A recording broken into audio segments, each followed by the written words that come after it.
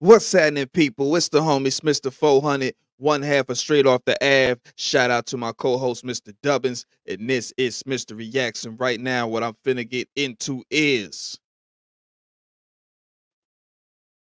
Suge Knight apparently had gay tapes and was using them for extortion purposes. This is crazy, man. This is crazy, man. This is what's up with these celebrities and tapes, bro? Let's get into this, bro. I'm not even finna. I ain't wasting no time. Let's do it, man. Wow. So Jamal, man, if you don't mind, yo, tell me about that situation you had with Suge Knight about the camcorder. Wow. Oh my God. This story right here is, all right, put it like this. Me and Suge had this thing to where when he comes in town, he'll call for me or I'll find out where he at. I'll go see them. And he called for me. You know, I was at the rim shop. He called the rim shop and he told me that he'd be there, and we linked up. We went to the Nico Hotel and you know, we made some rounds and we ended up at Magic City. And when we got to Magic City, I couldn't get in the club because Magic was one of the club owners that really, he didn't care about your celebrity status or anything. Only thing he cared about was his license. That's our Magic. To serve drinks and to keep his club open. So he wouldn't let me in, and I stayed in the limo. And while I'm in the limo, and Suge and Nate and Rupp and all of them was inside the club, it was a homeless man out there, and I had just received a box of Back in the Day. That was the name of my single, Back in the Day, cassette single, maxi singles. And me, man, like, you know, I come from a hard time. So when I see a homeless person, I want to give him something. So I invited him in the limo. And I'm like, hey, man, you know, I'm talking to him, like asking him, how did he get in this situation? And, you know, to end it off, I just told him, hey, look, man, I ain't got much, but here's 50 tapes. My name's Jamal, and this is my single. You could probably get $5 for each tape. Here's these 50 tapes. And he got out of the car. And I got out the car to get some air, and I seen my uncles. And it's ironic that I just see my uncles turn on the street, and they got in the car, and, you know, I know we from Philly. And I know what's, you know what I mean, like Sticky Fingers and Philly, sometimes it goes it's hand in hand. You know what I mean? When you think Philly, you might think a 5-finger discount. So I told him from the gate. I don't know what made me tell him this, but I said, hey, listen, don't touch nothing in this car. I said, these people that I'm with, they not on that. I didn't let them know I was with Death Row, nothing like that. So my uncle's friend, one of my uncle's friends, his name was James, man. He took the camera. Now, I didn't notice until it hit the fan, because when they left, I left. You know what I mean? I said, I'm going with my uncles. Like, I was here with Death Row, but I'm going to go with my uncles. So I went over there to where they was, and it was at a club. It was called The Garage, man. It was owned by some people we knew. And my man G, man, he was around there. Where G is, it's probably another 13 to 20 people at this time with him. So it ended up being like 30 people over there just outside waiting on this party to start that I knew nothing about. But I just left Suge and them. And I didn't know anything about no camera. Some said, Jamal, go get some money from Suge. So I you know, went back over to the club because it's right around the corner. And I went to go ask Suge for some bread.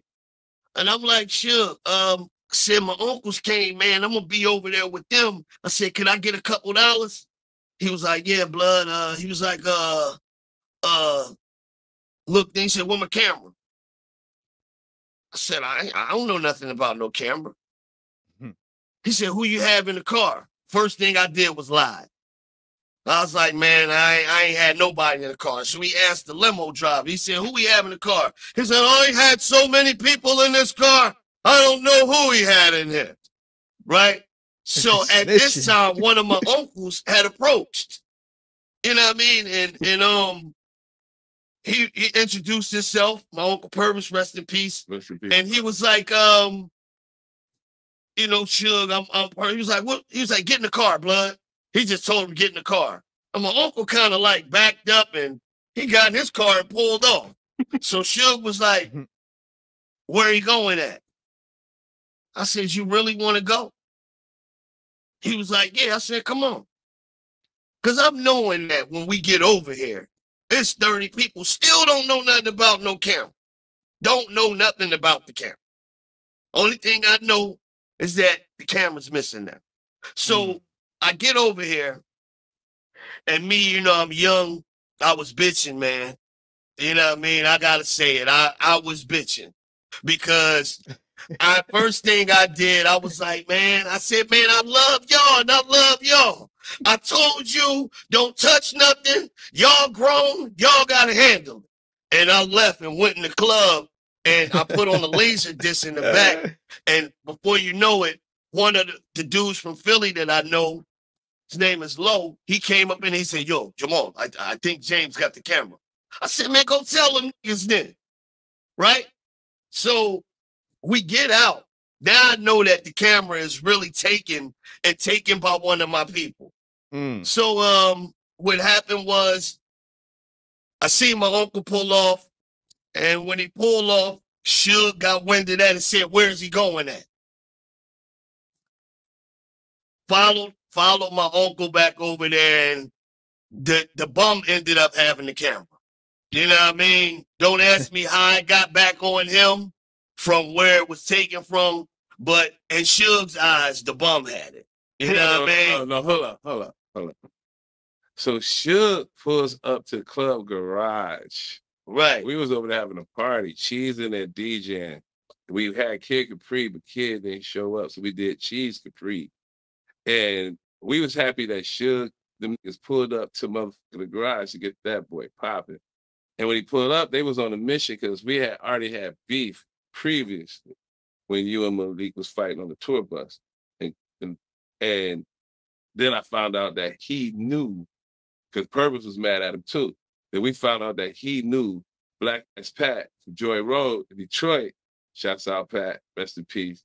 And facing them is from PA from the block. And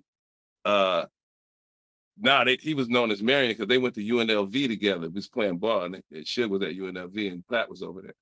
So he was like, yo, that's Marion. I was like, what? So I tried to tell Purvis and everybody, calm down. He's down with us now, right?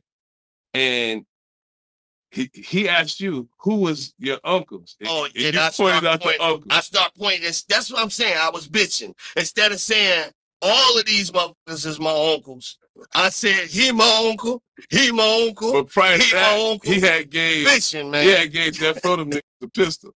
Yeah, I did give him a gun that night. I gave them a gun that night. So when Suge done pull up, Suge walk up like, yo, what up, G? We had already talked with Pat, them niggas, like, we homies now, ain't no beef. And I'm telling all them niggas, calm down. Then Nate Dogg come up. Nate walk up like, what's up, G? And I'll go, damn, Nate Dogg knew my name. And he smiled at me like, what's up, G? Then he cocked that motherfucking gun and looked at everybody else like, Suge was like, who the uncles? Who got that motherfucking camera? Nate Dogg cocked that bitch like, anybody move, they get shot. I was like, whoa. And that's the irony in this. I just give these guys a pistol and they end up getting into it with my people with the pistol. Like, oh man. So we tell Suge, like, look, calm down, Suge. It's all bad. So he grabbed the first uncle. Come in, you was in my car. I don't know which one he grabbed because I know it wasn't Anna Kev because they weren't having that one. Hold on. They grabbed Anthony and Kevin. Yes, he did. He grabbed them niggas. Then he grabbed the mainest nigga that was down at the dark skin nigga that was true facing everybody at the rim shot when they came down from Philly. Like, he grabbed that nigga. Because Kev was like, nigga, I ain't doing shit. Then Ed was like, nigga, I ain't doing shit. Right, Kev and Perv was sitting right there, ready to go ape shit. I'm like, calm down. No, don't do this shit. Not right now. Not in my party, nigga, calm down.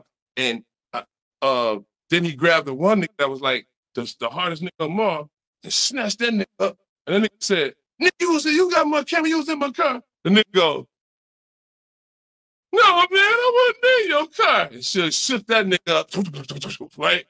And then he was like, "It was the homeless nigga. He was in the car." Yo, Suge was just shaking everybody.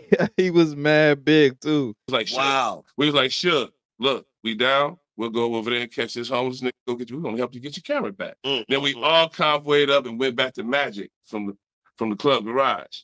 We get over to Magic. The homeless dude look up like, "Huh?" He see 30 niggas pull up.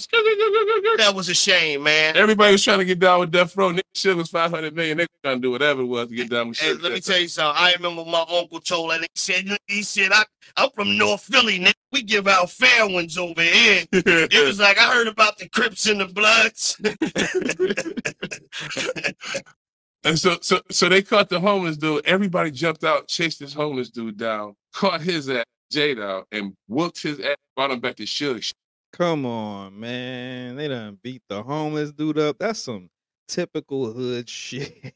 Hit him, beating him. Where my camera? Boom, boom, boom, boom. Then the dude that he snatched up from Philly, he came out and they were like, "Here it is!" Yeah.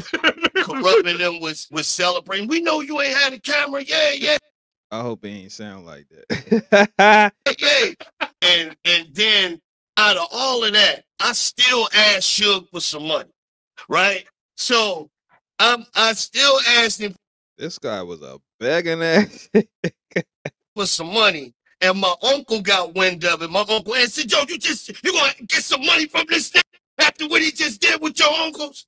I'm like, I'm just getting some bread, dog. He said, "I need my bread." But see, my uncles don't play that, man. Like you cross them, they don't want to f with you, man. And you know what I mean? My uncle Aunt got them values, man.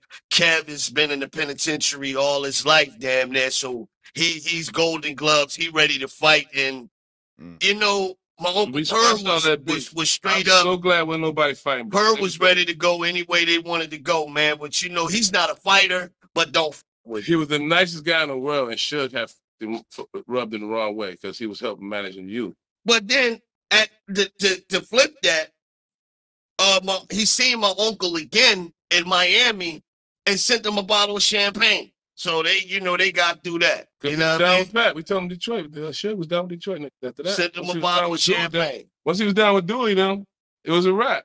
Shout out, Mom. Yeah. The camcorder. What was on the camcorder? From what I heard, it was allegedly. It was some stuff that got a lot of artists to sign. You feel what I'm saying? Like, if you remember at that time, you got MC Hammer that just had signed, and then you had Dion Sanders that had signed. Now, you got to think, what would make Dion Sanders sign to Death Row? You feel what I'm saying? So, from what I heard, allegedly, it was some boy shit on there. And, well, it could have been girl. We had no idea. No, I heard it was very bad on there. Yeah, he should have to get that shit by any means necessary. And Nate Dogg was ready to shoot everybody standing right there. Period. Right. So Jamal, you heard he was boy. Yeah, I heard that it was some sexual shit going on there, and like, I don't know how true it is, but I'm thinking like that was some blackmail shit. You know what I mean? That's how he got them niggas to get on there. I mean, I actually feel like if that camera hadn't surfaced, that I'd have been dead probably. You feel me? You never know. You never know if I would even exist right now because of the content that could have been on that camera, allegedly. And I'm going to say, I believe him. He probably could have been gone because, I mean, if he got that much power over people with them tapes, you know, that's low key. When Kanye was making his rants, he was like, "I don't care if you got me on tape effing a goat." I was like, what? Why would that even come out your mouth, Kanye? But that's the type of ish. That's the type of ish they be on. You feel me? They be on that blackmail ish. Probably get you on a couple little, you know, what, Quaaludes is all popular in the whole world. Get you on some Quaaludes. How y'all feel about this jar, man? it was a long-winded story to get to that little headline for real, for real. That headline was way at the end, bro. I hate that, but at the same time, it was an entertaining story. Shout out to Jamal. Shout out to Art of Dialogue. Very good questioning. I like how he pressed him at the end, like, so you said it was some man on man. Shout out to Art, man. I love his interviews, bro. Real spill. But yeah, man, like, share, comment, subscribe. This has been Smitster. I'm tripping, bro. Like, share, comment, subscribe. This has been Smitster Reacts. You know what I'm saying? If you made it this far and you caught that blooper, salute to you. Put it in the comments. And subscribe. Shoot, if you haven't. You feel me? Yeah. Owie.